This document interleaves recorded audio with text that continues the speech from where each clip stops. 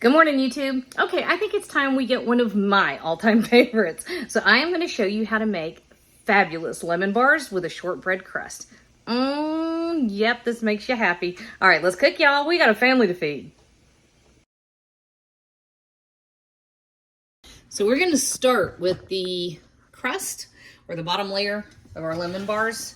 And we have 2.5 cups of flour in here.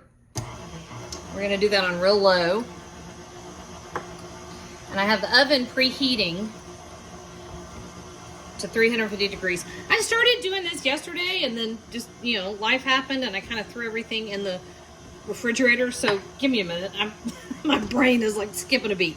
All right, so just a pinch of salt, half a teaspoon or so. And about a tablespoon of vanilla. And we're going to add 2/3 of a cup of powdered sugar. And I've got a 9x13 baking dish over here that I lined it with parchment paper. Of course, the parchment paper won't bend or stay in place until you actually put weight on it, which is what we're going to do when we throw this in there. All right, so 1.5 sticks of butter that I melted. It's not absolutely perfectly melted. Here, see? But it's so soft it doesn't matter. All right, and that goes in here. And this is just to make a dough. This is like a shortbread kind of crust type deal. I love lemon. I love lemon everything. I love it. I almost love it as much as chocolate. I can't ever figure out if I like lemon, chocolate, or caramel better. And the answer is yes. whatever that is.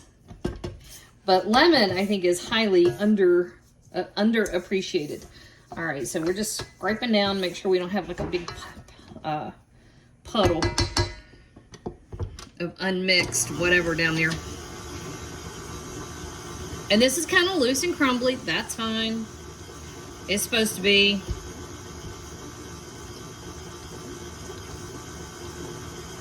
All right, let's take a look at it.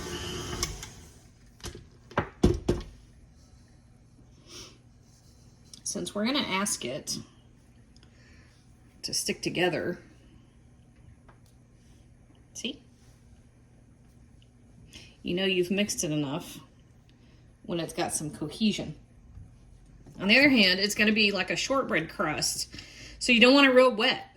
You want that crumbly texture. Move. Move, dang it. All right. So let's get our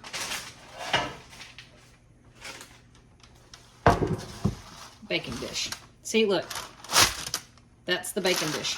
But it's not going to do that until we start mashing on it, which is fine.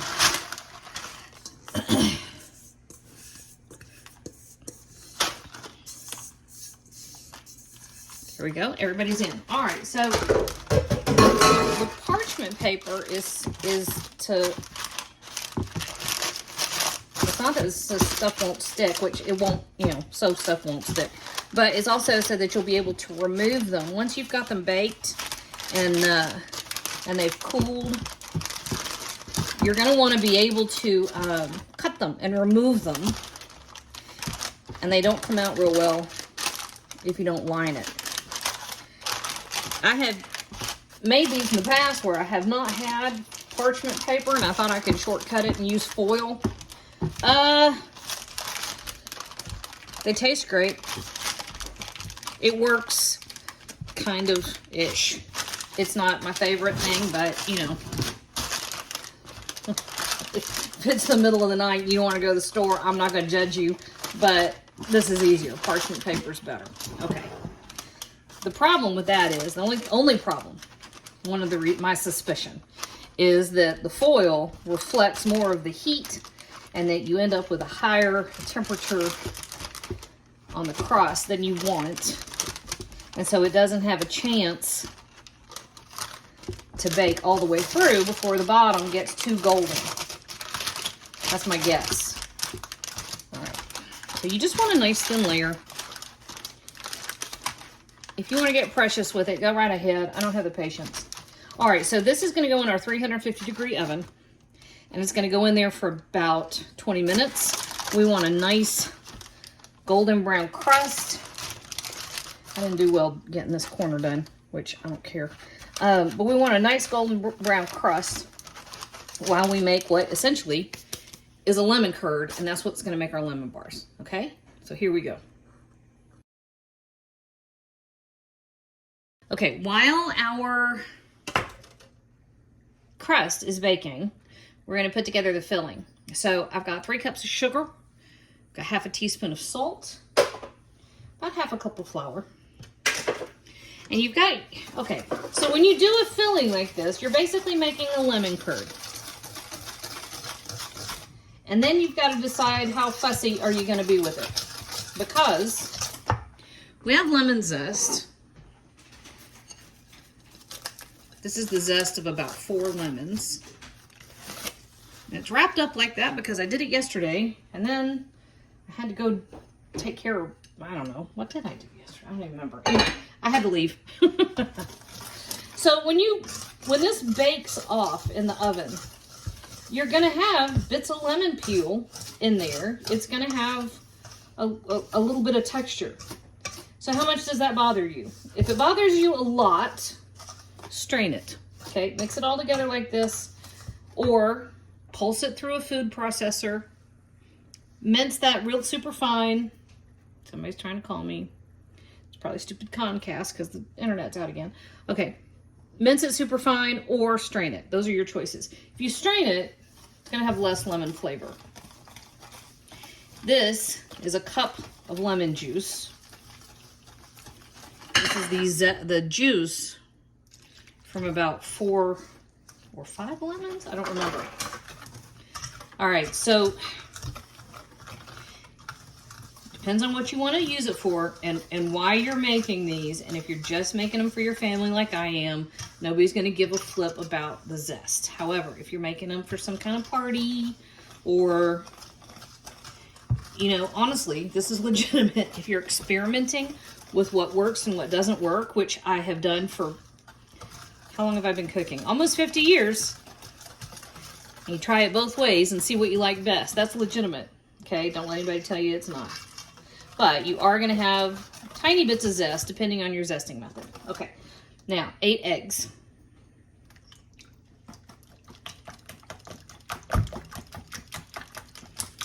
And you can do this with a food processor if you want to. If you want to deal with digging it out of the cupboard. Which, obviously, I did not. So this is it. You just want to whisk this together until you're fully combined. And let's see if I can show you. I don't know if my camera is going to pick it up. It's not going to. Okay, when you're doing this, hang on, let me see if I can do it this way. Hang on. Let's see. Can you see? Yeah, you can see it this way. See this? This is little bits of egg white that have not up where it was. So, all right. So I'm just going to sit here. I'm going to whisk this together. Our crust will be done in just a couple minutes. Then we're just going to combine it. Okay? All right. So we got our crust out of the oven. And I whisked till we are fully combined. You can see look at the lemon zest. Normally, if you use one of those little box graters, your zest is much smaller. We broke ours. It just, it was not happy.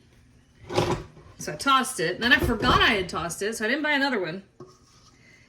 And then I thought, well, I'm making the lemon bars anyway. So I just used a regular citrus zester, which I think is actually more for cocktails, which I don't care. Nobody cares. All right, here we go. We are going back in our 350-degree oven for about 30 minutes. All right, 30 minutes.